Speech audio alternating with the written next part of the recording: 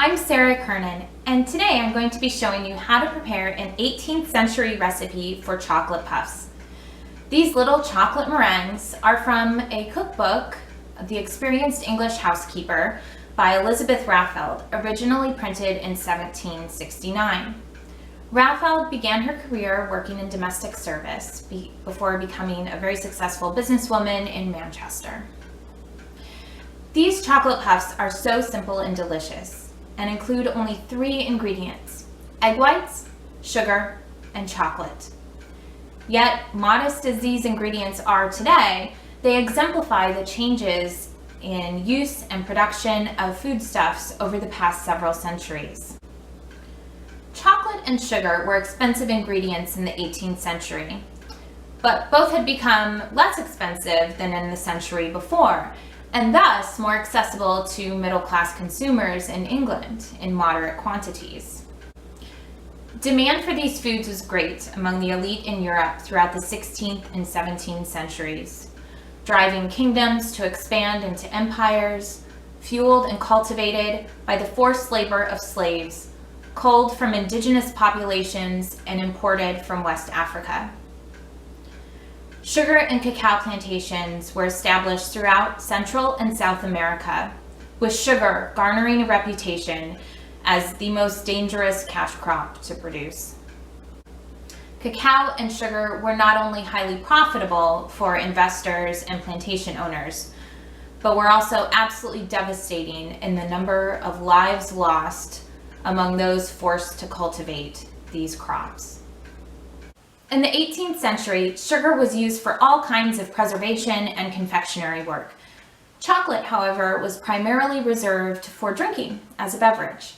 So these little puffs were exotic, expensive, and a very different vehicle for consuming chocolate. These puffs would likely be served alongside several other treats at the table, as a household that could afford to serve chocolate and such great quantities of sugar could also afford a delectable selection of other treats. Elizabeth Raffeld had years of experience crafting such confections before she recorded this recipe in her successful cookbook. She began her career working in domestic service, eventually becoming housekeeper for a great estate. After getting married, she moved to Manchester with her husband and started a family. And while raising her family that grew to include 6 daughters, she opened a register office to introduce domestic workers to employers. She started a cookery school. She sold food from her shop, and as business picked up, she began catering food for civic events. She ran 2 important post houses. She printed a register of traders and civic leaders in Manchester, and she also was working on a book about midwifery with a physician at the time of her death. In order to get her cookbook published, Raffeld had to garner the support of over 800 subscribers who paid in advance for their copies of this book. It was wildly successful, and 13 authorized editions were printed, and over 20 unauthorized or pirated editions were also printed. It is my hope that this recipe will be an easy and delicious refreshment today, as well as an important reminder of the work of an underappreciated female entrepreneur of the 18th century. So let's get started.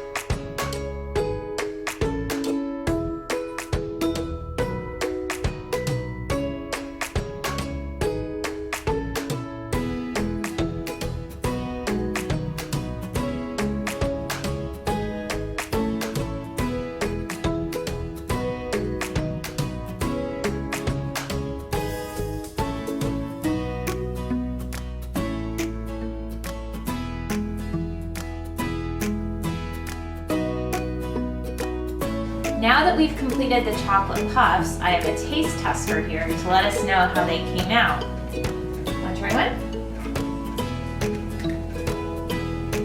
I like them. You like them? There it is. So enjoy the recipe and good luck.